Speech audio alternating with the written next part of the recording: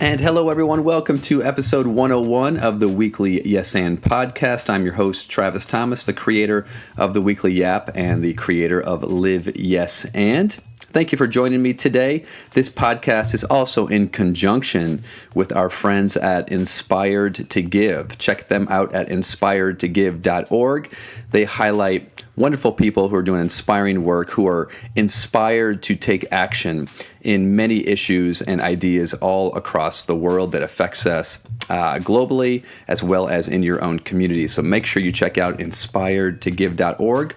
And today's podcast is about sort of inspired action. But before we jump into episode 101, Stay Woke, I want to give a shout out to our friends at OM Guatemala Retreats. These are yoga retreats happening in Guatemala in July, August, and September.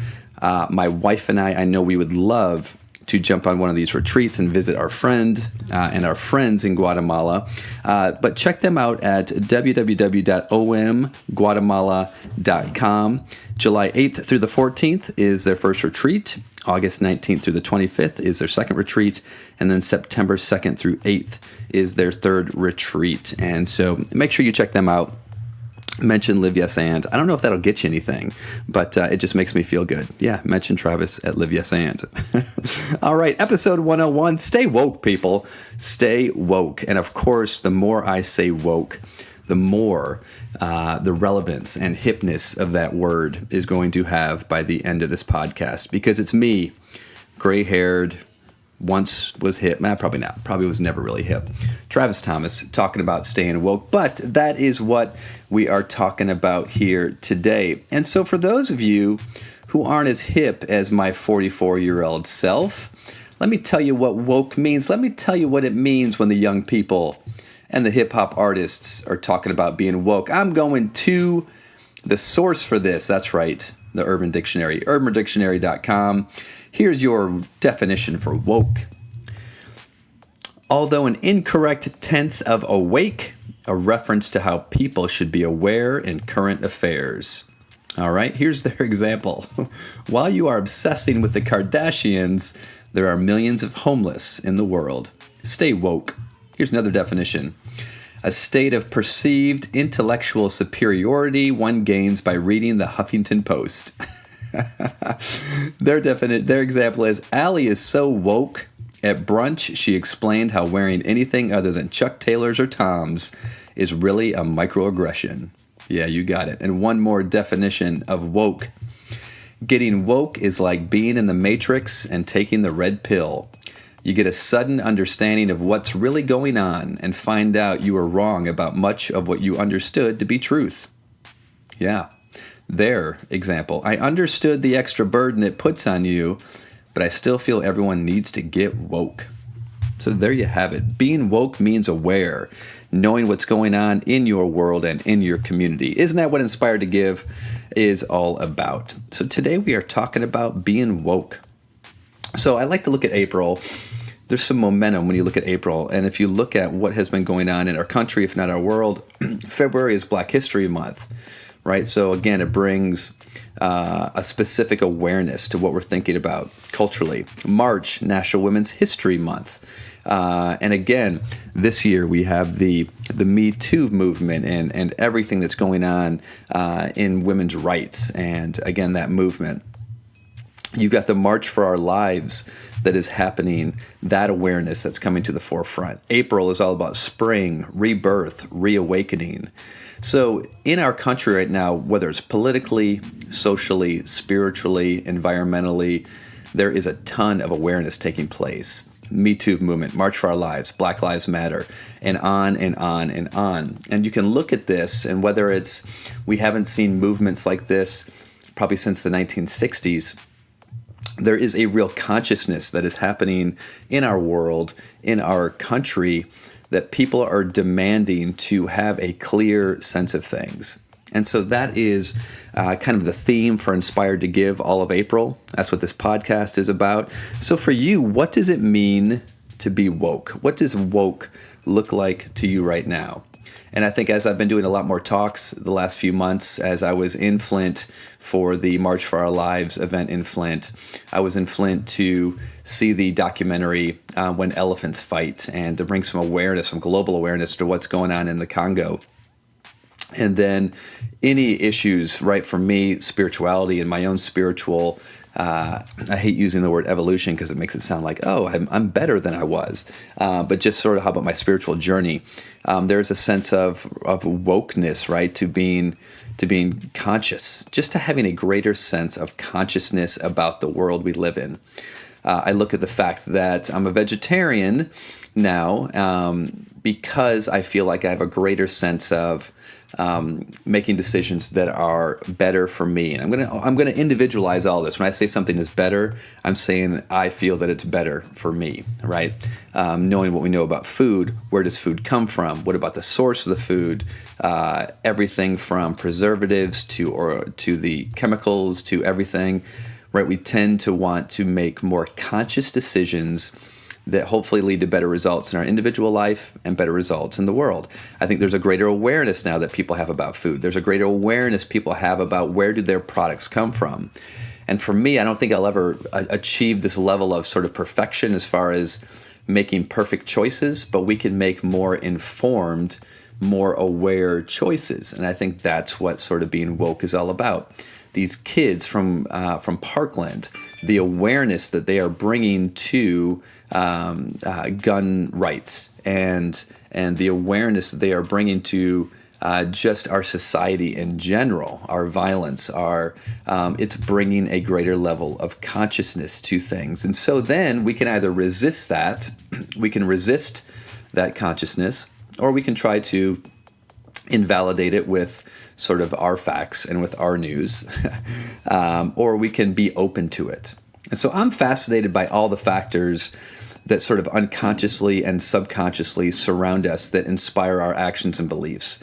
So I find myself reading in that realm all of the time. Malcolm Gladwell's books are fantastic for that. I read a ton on psychology and sociology, and all of these factors that go into, we believe that we make decisions completely rationally, completely consciously of all the factors that are involved, and we just don't always appreciate the subtle, some of the manipulative, and some of the not so subtle factors that go into our consciousness and why we make decisions. I've been addicted to Darren Brown on YouTube. Darren Brown has a psychology background, but he really is all about social influence, mental influence, and he does a lot of very entertaining shows in the UK around these ideas. They're all on YouTube now, right, or Netflix, and they're fascinating, right? Two that I would recommend is one on Netflix, which is called Push, where he sets up a scenario. Can you take a normal,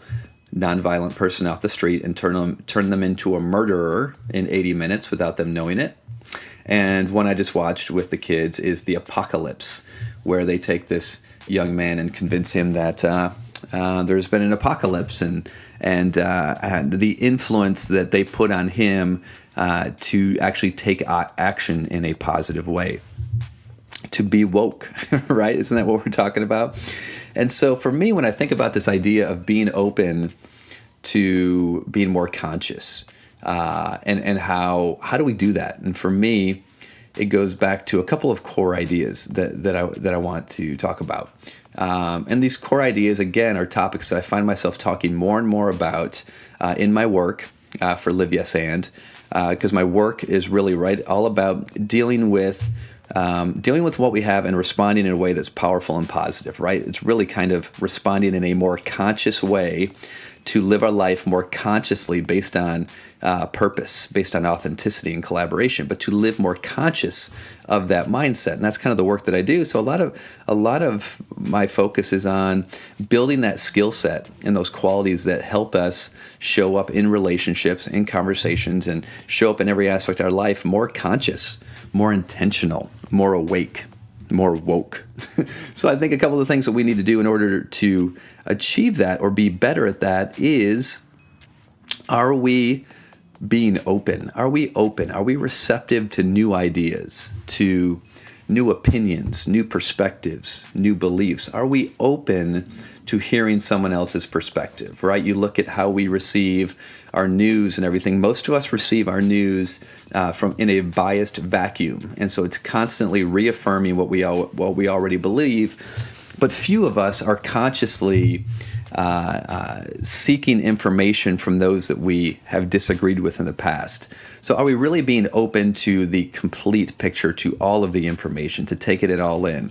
Because we can't raise our level of consciousness if we are not being open to other perspectives and ideas. And this idea that I'm big on right now, which is we need to stop seeing things, whether it's political, whether it's religious, whether it's social issues, as sides, that there are sides. And to me, living Yes And is all about being able to see that there are no sides. There's opinions and there's differences and there's diversity, but there's not sides. One opinion on one issue doesn't make you something on all issues, and vice versa. And so instead of coming at this from a closed-off perspective of being on a side, can we come at life and issues from an open-minded perspective of, this is my opinion and my perspective, but I'm still open to hearing what other people have to say. And when we do that, we foster respect, value, safety, trust, right? We build relationships and conversations around trust. So this quality of empathy, of being willing to understand someone else's perspective, to walk in their shoes and see that, you know what, maybe if I had those same influences in my life, I would think the same way they do. Maybe not, but are we empathically open to hearing someone else's perspective? I came across a wonderful podcast recently, a lot of fun, called Conversations with People That Hate Me.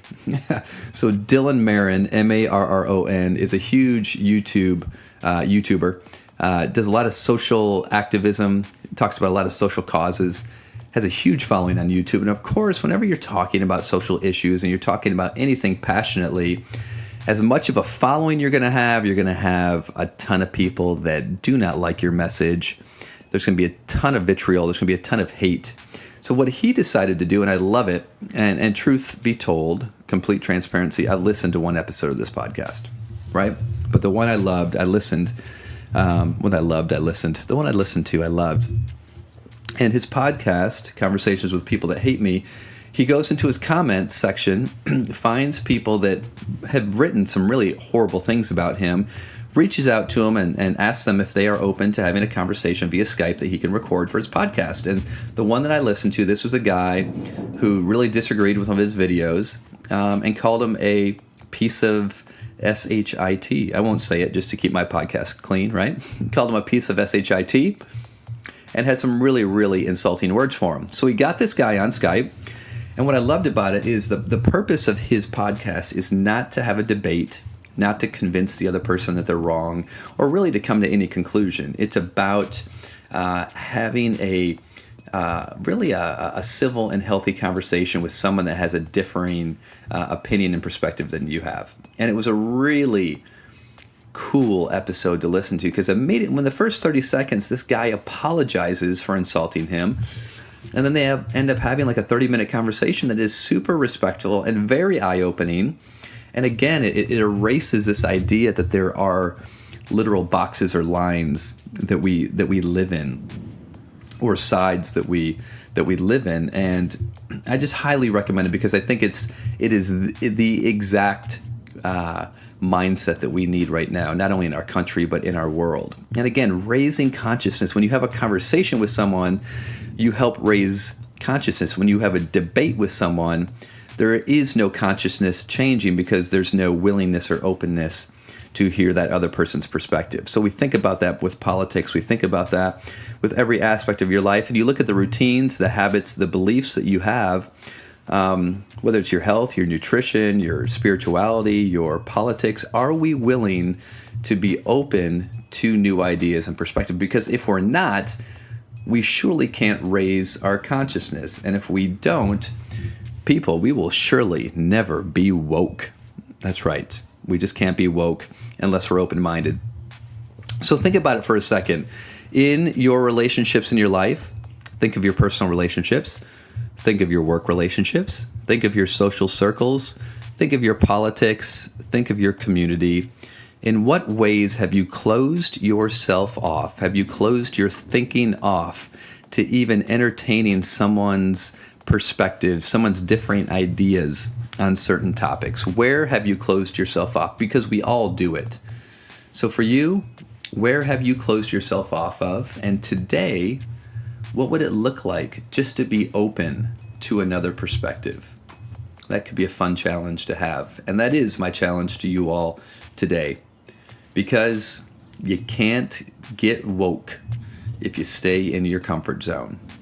All right, so there you have it, everyone. Episode 101, Stay Woke. If you like the weekly Yes and podcast and you want to leave me a comment or a rating on iTunes, my ego greatly appreciates that. If you want to share it with others, my ego appreciates that as well. And also make sure you check out my website, liveyesan.com, and go to inspiredtogive.org, the website, or you can find us on Facebook and Instagram.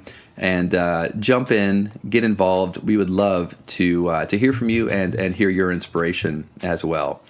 So there you have it, everybody. Have an awesome Yes and Day. That's episode 101. Stay woke. Love you, Juju.